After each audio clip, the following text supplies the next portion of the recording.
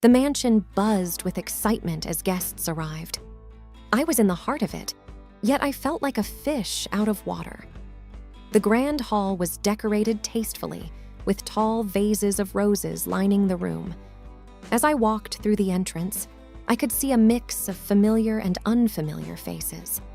My husband, John, was deep in conversation with a couple of his friends. He had that charm, an easy way of making everyone feel comfortable. It's one of the things I loved most about him. When our eyes met across the room, he gave me a reassuring smile. To my right, Clara, John's mother, was holding court. She had a regal bearing, every inch the matriarch. A couple of women surrounded her, hanging on to her every word. They laughed at her jokes and agreed with her opinions, clearly vying for her approval. Drawing a deep breath, I decided to approach Clara.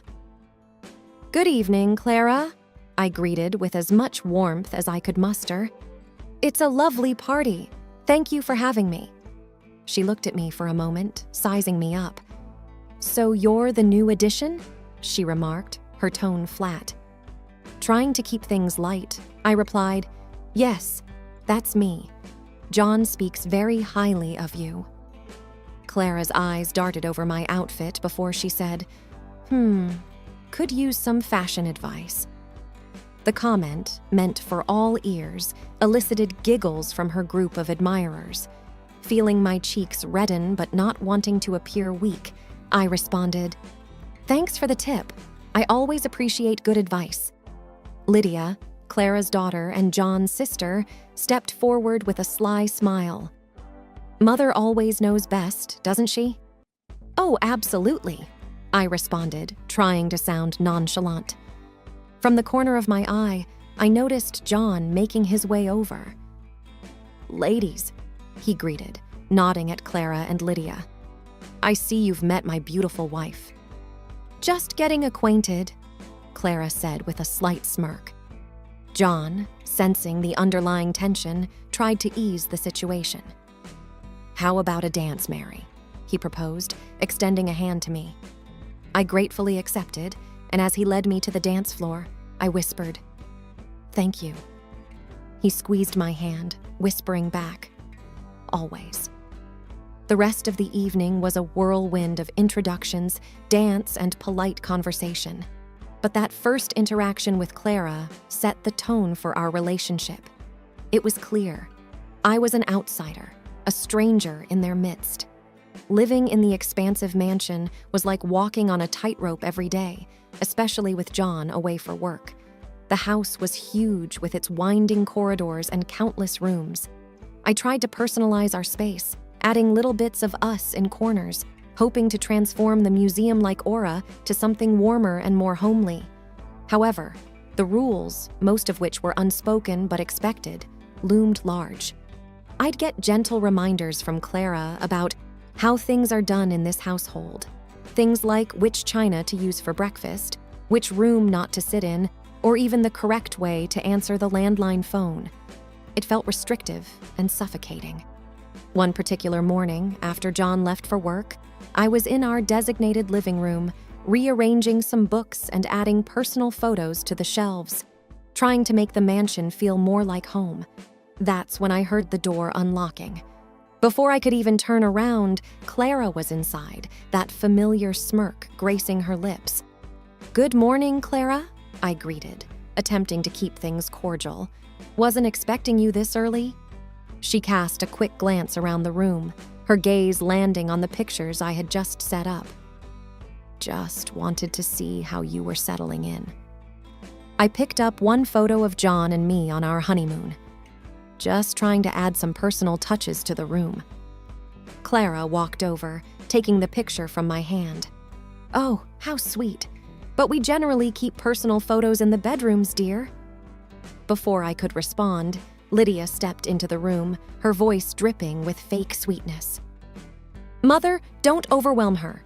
She's still learning." She winked at me. "Isn't that right?" Caught between the two, I nodded, struggling to find my voice. "Yes, still learning. Thank you both for your guidance." Clara, apparently not done with her inspection, walked over to a table. With a dramatic sweep of her finger, she showed an almost invisible layer of dust. "You really should try cleaning more often," she tut-tutted. Lydia laughed. "Or maybe hire someone who knows how. It's no shame in needing help, especially if housekeeping isn't your strong suit." I felt my cheeks burn. "I cleaned it yesterday, but perhaps the house is just too big for one person to manage." Clara smirked. "Oh, we managed just fine before you came along." Feeling cornered, I took a deep breath, determined not to let them see me crumble. "I appreciate your feedback. Maybe you can suggest a cleaning routine or help that you previously employed. It's always good to learn from experience." As Clara and Lydia exchanged glances, I took my chance to exit. "I've got to head out for some shopping now. Thank you for the visit." Walking away, I felt their eyes on my back. The message was clear. This was their territory, and I was an intruder. The unwelcome mat wasn't just a piece of fabric at the entrance. It was an ever-present shadow, reminding me of my outsider status. Weeks went by, and as difficult as living in the mansion was, there was one recurring event that I found especially hard to handle. Every time I gathered the courage to approach John about possibly moving out, Clara would somehow have a health issue. One evening, John and I were out in the garden. I took his hand. "John, don't you think it might be good for us to have a place of our own? Somewhere we can start our life together, just the two of us?" Before he could respond, Clara's voice echoed from the balcony. "John, come quickly, my heart." Without a second thought, John dropped my hand and rushed to her. I followed closely, worry replacing the resolve I had moments ago. We found Clara on the couch, Lydia by her side, patting her hand with a worried expression. "It's her heart," Lydia whispered dramatically. Clara looked weak, but when her eyes met mine, there was a glint of something I couldn't quite decipher. Triumph, perhaps? John, his face pale with concern, called the family doctor. After a thorough checkup, the doctor reassured us that it was just a minor scare and Clara would be fine with some rest. "Mom's not well. We can't leave now," John whispered to me later that night, wrapping his arms around me. I understood his concern, but a nagging doubt persisted. The next evening, I was in the kitchen, looking for a snack, when I heard Clara's voice.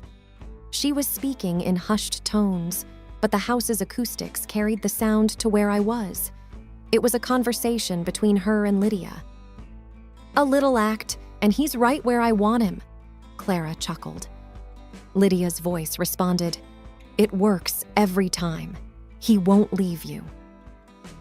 Feeling like the walls were closing in on me, I retreated to our room.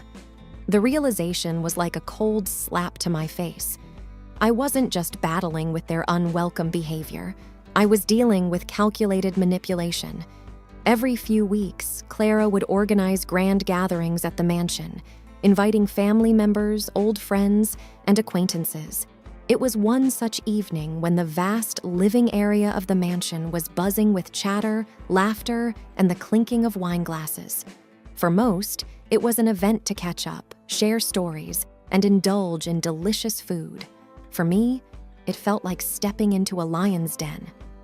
As I entered the room, adjusting the hem of my dress self-consciously, Clara's voice rang out above the rest. "Ladies and gentlemen, our latest addition to the family, the stranger, has finally graced us with her presence."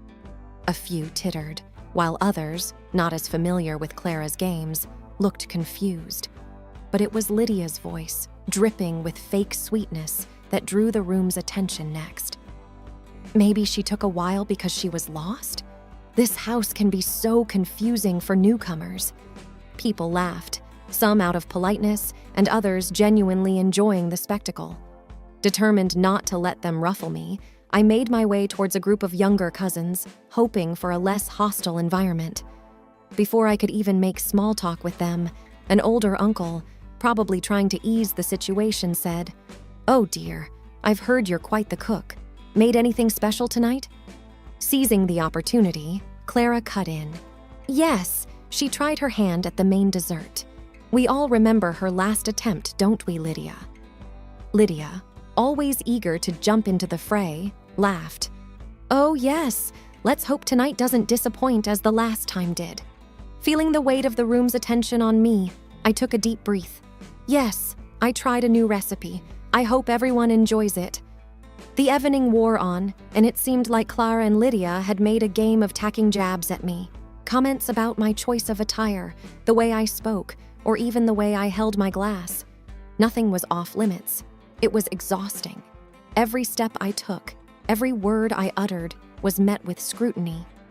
John, for his part, seemed caught in a tough spot. I'd occasionally find him glancing my way, a mix of concern and helplessness in his eyes. But he never did intervene. At one point, when Clara made a rather snide remark about my family background, I looked to John, hoping for some support. But he simply looked down, took a sip of his drink, and carried on with his conversation. It wasn't just the hurtful words or the mockery that was taking a toll on me. It was also the realization that in a room full of family, I was utterly alone. Only Aunt June, Clara's sister-in-law, offered some solace. She'd occasionally shoot sympathetic glances my way or whisper words of encouragement. "You're stronger than their words," she once murmured as she passed by. As the clock ticked away and the evening gradually came to a close, the heavy weight in my chest remained. Another gathering had come and gone, and I was reminded once again of my place in this family, or rather, the lack of it. In the days following the gathering, the atmosphere in the mansion was different. Tensions had risen, and there was a palpable sense of unease in the air.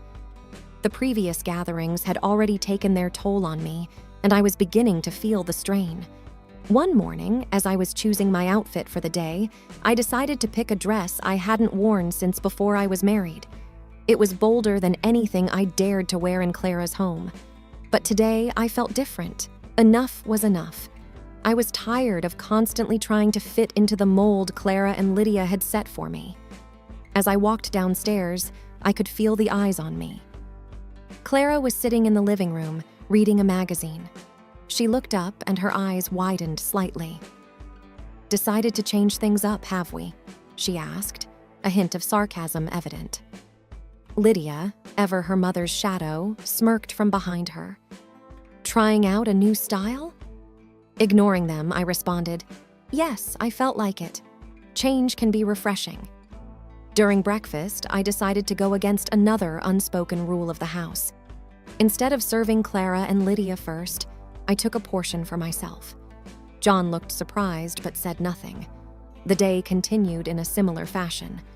When Clara commented on how the living room was arranged, hinting that it wasn't to her taste, I calmly responded, "Well, sometimes change is good. Maybe we can try this new setup for a while." By evening, it was clear that Clara and Lydia were not pleased with my newfound confidence.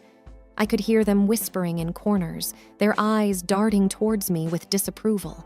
John, who had mostly stayed out of our interactions, seemed increasingly anxious. During dinner, Clara tried to regain her control.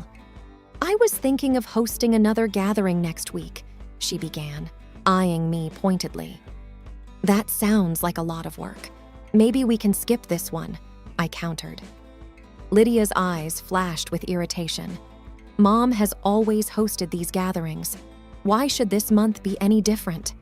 Before I could respond, John intervened, trying to defuse the situation. "Maybe we can discuss this later." But the storm was already brewing. The winds of change had begun to blow, and there was no turning back. Despite the tensions at home, Clara went ahead with the plans for another gathering. As the day approached, I felt a strange mix of dread and determination. This time, I was ready. The day of the feast arrived. Guests began to pour into the house, filling it with chatter and laughter. The dining table was a grand affair, laden with Clara's best china and silverware, and food that smelled divine. I made my entrance wearing a dress I felt confident in, with my head held high. Clara was among the first to notice. "Oh, look at you," she said mockingly, drawing attention to me. "Trying so hard, aren't we?" Lydia couldn't resist adding, "What's the occasion? Why the sudden change?" Instead of shying away, I replied, "Every day is an occasion, Lydia. It's about time I realized that." The room was abuzz with whispered conversations. I could tell some guests were taken aback by my response, not used to seeing this side of me. Dinner began, and as the courses came and went, the atmosphere grew tenser. Clara tried her usual jabs, commenting on everything from the food to the guests' attire.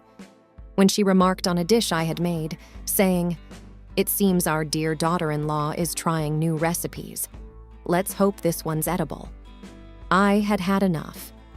Taking a deep breath, I said, "Clara, since we're giving opinions, I think your food could use a little more flavor. And your dress? Maybe it was fashionable a decade ago." Gasps filled the room. Clara looked as if she had been slapped. Lydia, ever eager to come to her mother's defense, scowled at me. "How dare you?" "And you, Lydia," I continued. "You've spent so much time in your mother's shadow, I wonder if you even have your own opinions." By this time, the room was silent, all eyes on the unfolding drama. John looked uncomfortable, clearly not expecting this turn of events. Clara finally found her voice. "You ungrateful—" "Enough, Clara," I interrupted, my voice calm but firm. "Enough of this constant belittling. I'm a part of this family, whether you like it or not." The rest of the evening was a blur. Some guests tried to ease the tension with light conversation, while others left early, sensing the mood wasn't going to improve. As the last guest departed and the front door closed, the real storm had only just begun. The immediate aftermath of the gathering was palpable. Clara, Lydia, and John sat in the living room, and I joined them, determined to clear the air once and for all. Lydia was the first to break the silence. "You've crossed a line today. How could you embarrass us in front of our guests like that?" I looked her squarely in the eye. "I spoke the truth, Lydia. If the truth is embarrassing, maybe it's time for some introspection." Clara, her face a shade redder than usual, responded, "You come into this family and you think you can change everything?" "No, Clara. I don't want to change everything. I just want respect. Is that too much to ask?"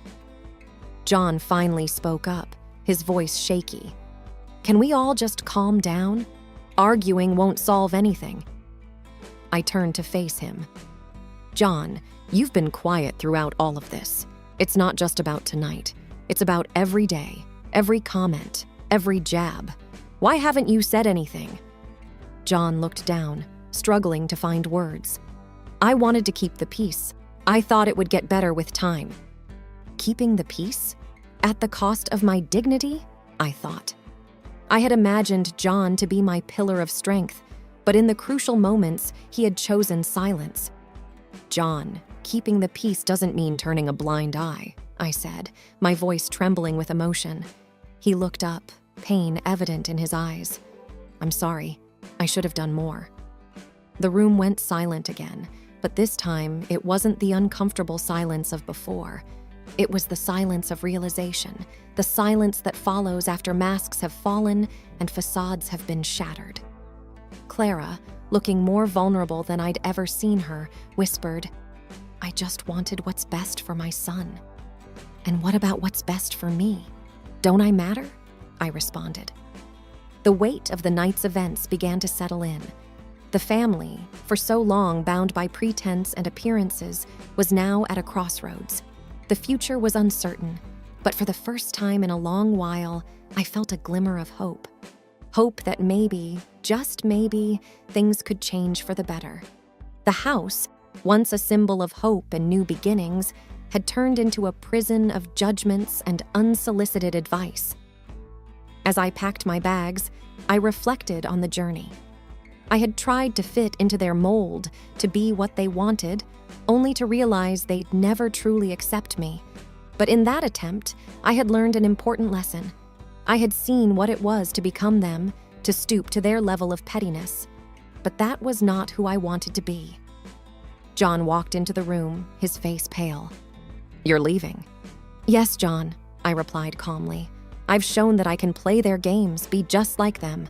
But that's not who I truly am. I don't want to lose myself in their world of superficiality." "But we can work this out, can't we?" he pleaded. "John, it's not about working it out anymore. It's about me preserving my essence, my dignity. I deserve more than just to fit in or be tolerated." The trip to the lawyer's office felt both long and short, the end of one chapter and the beginning of another. Relocating to a new city gave me a fresh start. I established a career where I was valued for my skills and character.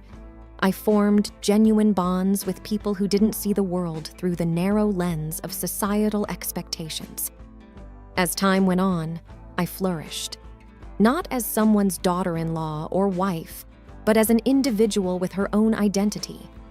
The irony was that my success in the professional and personal realm soon became the talk of the town. The very people who once looked down upon me now gossiped about my achievements. But by then, their opinions didn't matter. I had chosen to prioritize my mental and emotional well-being over their approval. I had proven I could be like them, but had chosen a path of kindness, understanding, and self-preservation. In choosing myself, I found the peace and happiness that had eluded me for so long. No longer defined by others, I thrived, standing tall in my truth and authenticity.